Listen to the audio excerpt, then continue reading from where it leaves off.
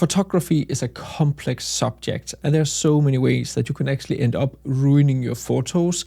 This of course happens unconsciously. Nobody ruins their photos on purpose, but avoiding these 7 big mistakes will definitely make your journey through photography much easier. If you want to learn much more about photography, be sure to subscribe, and let's get into the first one. So last year when we were running our Slovenia workshop, we were doing a little bit of an editing and feedback session at the hotel. At one point I was helping one of the guests and we were playing around with the sliders on his computer.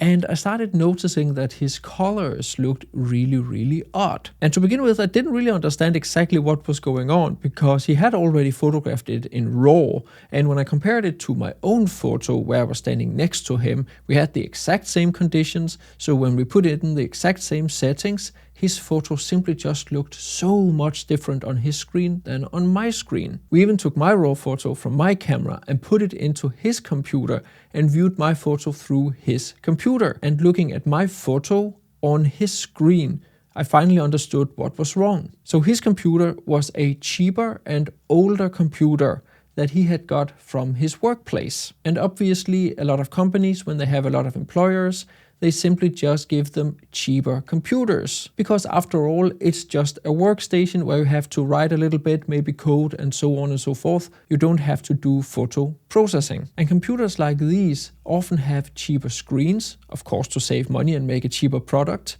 But it means that they do not cover the entire sRGB color gamut. And this means that you simply cannot see all the colors that are present in the raw file. Now obviously the colors are actually there in the file. The screen simply just have to interpret these colors in another way. So when we compared the same file on my computer, the MacBook Pro M2, versus his computer, an older Windows-based machine, the two photos were completely different. His computer could simply not show him what he was doing editing-wise, which means that he could edit the photo to a place where he thought that he liked what he was seeing.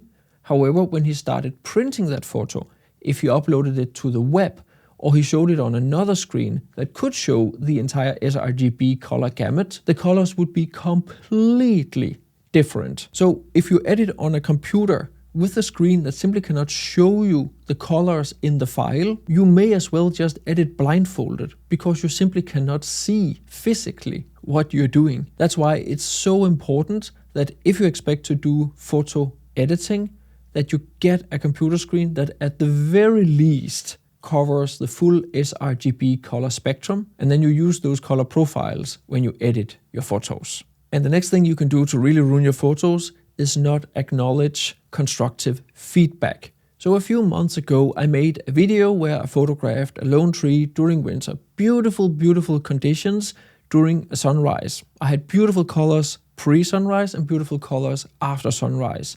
But it actually turned out that I may have over-edited them a little bit. At the very least, the comments does suggest that. And when I make photos and I put them out to you guys, the public, then obviously the feedback is quite imminent. And of course, I just like usually go through my comments, but sometimes a comment does stick out, and then I can sometimes see that if that comment gets a lot of likes, it generally means that a lot of people agrees with it.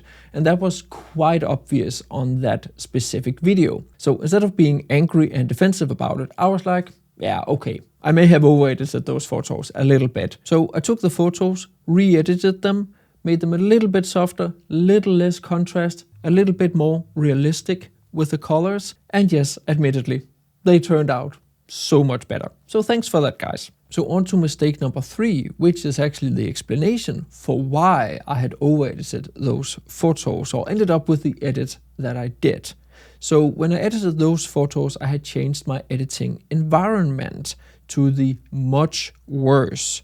So when I edited those photos, we were visiting Sophie's parents. Sophie is my fiance. And when I was sitting in the living room, I actually had some big windows right in front of me. And when you have a lot of light right in front of you blasting into your eyes, your perception of the brightness, the contrast, the tones, and the hues, the colors change drastically. It's the same reason why sitting here and having this fill light on my face blasting right into my eyes, I would not sit and make an editing video for you guys. Because one thing is what I see in this environment, another thing is what you see on your screen. So avoid having any kind of strong lights blasting into your eyes while you edit your photos. It's the worst thing you can do. And on to mistake number 4, which is a continuation of mistake number 3. And that is that our perception while we edit a photo will completely change while editing it. For some reason, and I cannot explain the physiological processes, we have a tendency to stare ourselves blind on the photo that we are editing. Our eyes simply just get used to what they are seeing, and then they compensate for whatever that photo lacks of brightness or contrast or color. If for some reason your sky ends up more magenta, you have a tendency to stare yourself blind on it, and you need to go away from the computer and come back a few minutes later, and then you will actually see that the photo is too magenta. That's of course even worse if you have a tendency to be a little bit colorblind like I am. But this is also the exact same thing with brightness and contrast. I never ever, as a professional photographer and editor, get it right the first time. You always have to let your photo marinate a little bit. When you think you're finished with your photo, do something else for a couple of minutes, come back to it, and then you will realize that your photo is not finished. And even more so if you have edited the photo during the daytime and you have been in a bright environment, then I will always recommend going back to your photo and check it again during evening. Your perception of your own edit will completely change. I promise you that. Now, a little hack you can do to speed your editing process along and adjusting tones and brightness is that you take a finished photo of yours that is similar to the photo that you're currently editing, and then compare those two photos.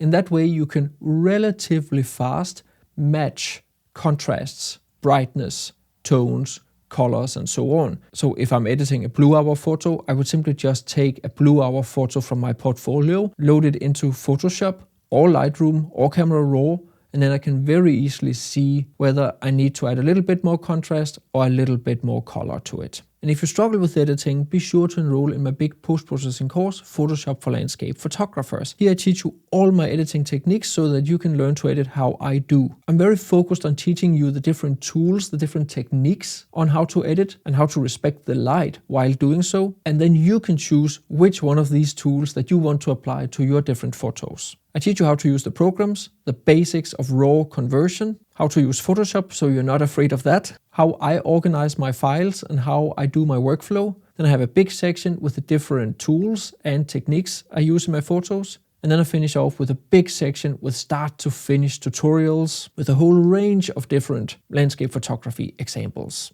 You can get 15% off with the code down in the description of the video, where you will also find the link to the course. The next thing that can totally ruin your photos is not working in 16-bit. So whenever you are working in your RAW converter, you are working in RAW mode. However, if you take your photo and move it into Photoshop, it's very important that you change the settings to 16-bit. In that way, you have much more information to work with in your picture file in Photoshop. Now, in many photos, you will not notice a difference. However, if you have some blue skies as an example, where you go from a brighter tone to a darker tone, you may end up seeing what's called banding. Banding are these pixelated bands through your photos where there's not enough information for the programs to interpret the photo properly. However, if you have more information in your file, 16-bit rather than 8-bit, a program like Photoshop will have much more information to work with. So absolutely make sure that you're working in 16-bit when you're opening your files in, let's say, Photoshop. So the next mistake is something that can really ruin your photos in the sense that you cannot undo it, and that is photographing with the wrong ISO. As a rule of thumb, you want to keep your ISO as low as possible because you want to have the least amount of grain and noise in your photos. But remember, this is just a rule of thumb. It is not a law. And I would argue here now, it is much more important that you photograph with the appropriate ISO so that you can get the aperture and shutter speed that makes the most sense for the scene or the subject that you are photographing. Let's take an example. So you are out a dark morning before sunrise. There's a little bit of mist in the air, but there's also a little bit of wind in the air. You're photographing this trail and photographing some tree branches over this trail. You set up your aperture so you have the entire scene in focus, and then you dial into ISO 100 to have the lowest amount of noise. After all, we are landscape photographers, so usually we can always have an extended shutter speed. In this case, you may end up with a shutter speed of, like, let's say, several seconds, 3 seconds, 6 seconds. However, because of that wind, it may actually catch those leaves and make the entire branch move a little bit in the air. If you have a longer shutter speed, then you may end up getting a blurry branch. And a blurry branch can be super distracting in the final photo because its texture will be different from the texture around it, and that draws a lot of attention to the branch rather than, let's say, the trail with the fog or whatever else you want to lead the viewer's attention to. Under those conditions, there's simply just no other things to do. If you want a sharp photo of that branch, you will have to up the ISO. And yes, you can of course wait until it gets brighter, but then there's also a risk that whatever fog you are photographing will also go away. And generally, you always want to have a photo that is tack sharp with a bit of noise rather than a photo where different random parts of that photo is blurry due to movement that you didn't want in the photo to begin with. And that's for landscape photography. Generally, in wildlife photography, I've learned over the years that I rarely end up shooting at ISO 100. You always have to pump up that ISO so you can get a really fast shutter speed, like 1/1000th of a second or 1/2000th of a second, if you want to capture a tack sharp photo of that flying bird. You can of course also go the other way and just embrace the blur. Here's an example from a good friend of mine, Jack, who could shoot at ISO 100 and then with a long exposure capture the motion of all the branches and leaves moving in these super windy conditions in a forest. But in this case, he made a deliberate choice and making an artistic interpretation of a windy forest. And to get that, he could keep his ISO down. And that's the important part, making the artistic decision first and then put in the settings you need to get that vision. And if you want to learn much more about how to use light in landscape photography, be sure to get my ebook, Landscape Light, where I cover all the different types of light and all the different light that you can get throughout the day and night for that matter, and how you can use it artistically in your landscape photography. With minimal text and tons of examples, the ebook is super easy to read. I have extended EXIF data on all the different photos that I use as examples, so you can easily see what ISO I have used and how I've balanced it with the other settings. If you want the ebook, you can get it standalone or bundled up for a little bit of a discount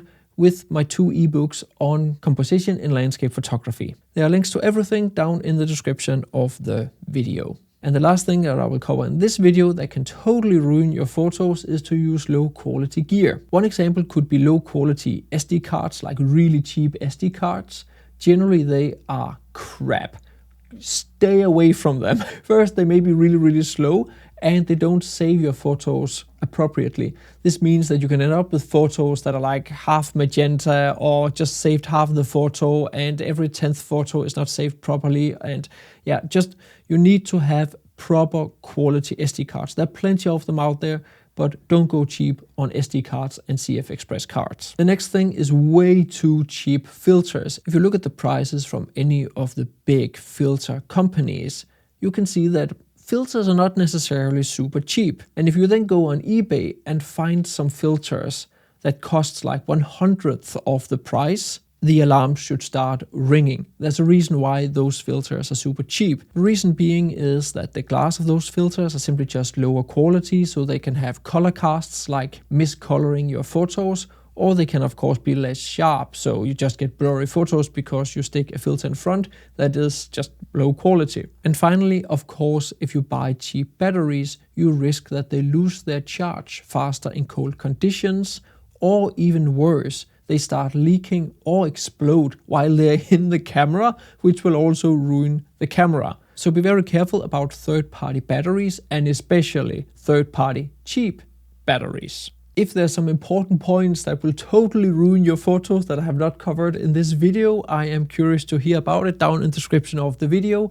help each other. I am sure you guys have so many more experiences than I've had. If you want to learn much more about light or composition in landscape photography or editing your photos, be sure to get my ebooks or Photoshop course via the links down in the description of the video. See you next time.